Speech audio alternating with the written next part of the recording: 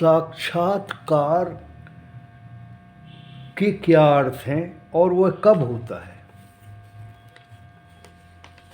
साक्षात्कार के अर्थ है आत्मा और परमात्मा का आमना सामना। आत्मा परमात्मा को अपने सामने पाती है, उसको साक्षात्कार कहते हैं। ये जब साधक की समाधि निर्विकल्प समाधि के आगे पहुंच जाती है तो उसको भगवान के विभिन्न रूपों का दर्शन होता है। जी। मुनि और ऋषि में क्या अंतर है? क्या जीवन मुक्त विश्व का कल्याण चाहता है? ऋषि और मुनि ये संतों की दो वर्ग होते हैं। मुनि का प्रयोग, मुनि शब्द का प्रयोग कई अर्थों में होता है।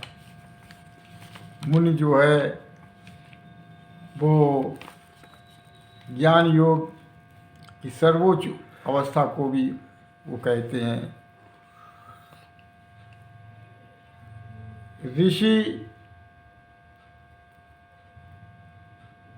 मुनि होता है,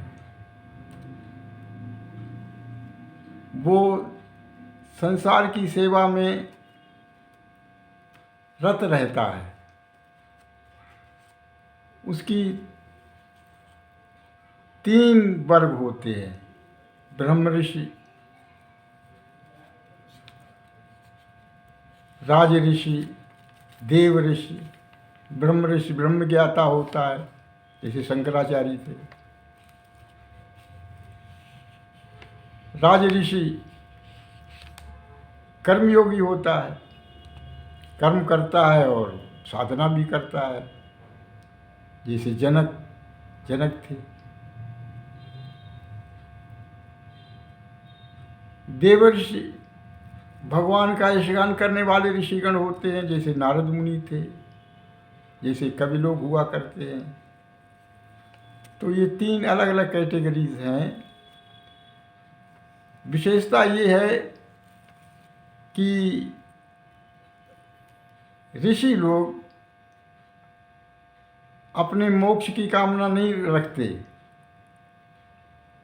वो संसार का ही मोक्ष चाहते हैं। इसलिए वो संसार में रहकर प्रभु के भक्तों की सेवा करते हैं, यही उनकी साधना होती है। जीवन मुक्त की समाधि किस प्रकार की होती है? जीवन मुक्त की समाधि निर्विकल्प समाधि होती है। सविकल्प और निर्विकल्प दो समाधियों के वर्ग हैं। सविकल्प समाधि में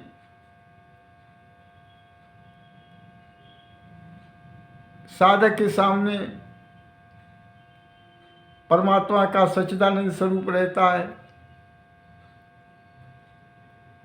आदि स्वरूप कहलाता है, और वो परमात्मा के अलावा उसको किसी अन्य चीज़ का अनुभव नहीं रहता। निर्विकल्प समाधि में जागृत समाधि होती है। जागृत समाधि में साधक कर्म भी करता है और भगवान से जुड़ा भी रहता है। जी।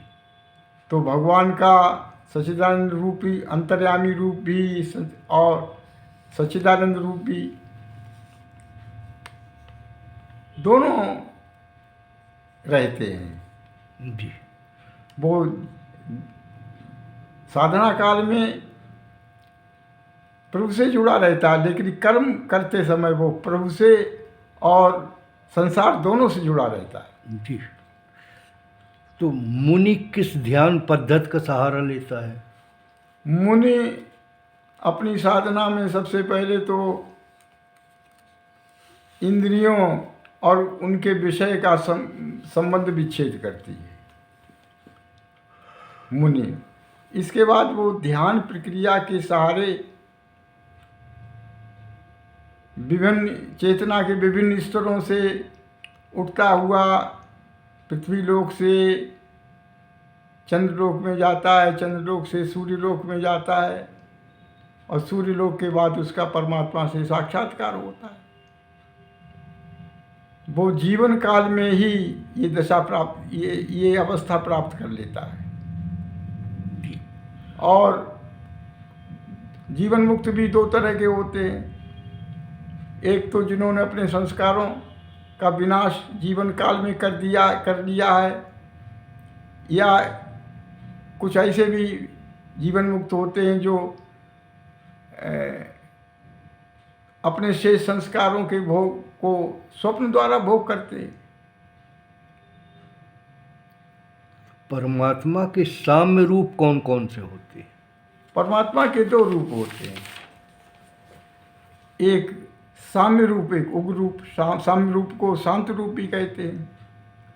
शांत रूप में ब्रह्मभूत अवस्था आती है, भोक्ता अवस्था आती है, सुहृद अवस्था ईश्वर की आती है, महेश्वर अवस्था आती है। तो इन अवस्थाओं के सहारे जब निर्विकल्प समाधि में होता है योगी, तो इसको इन अवस्थाओं के साक्षात्कार होते हैं। अत्यंत आनंदमय और पूरा सरल शब्दों में समझ में आ गया मेरे। बहुत ही अच्छा, धन्यवाद गुरुदेव।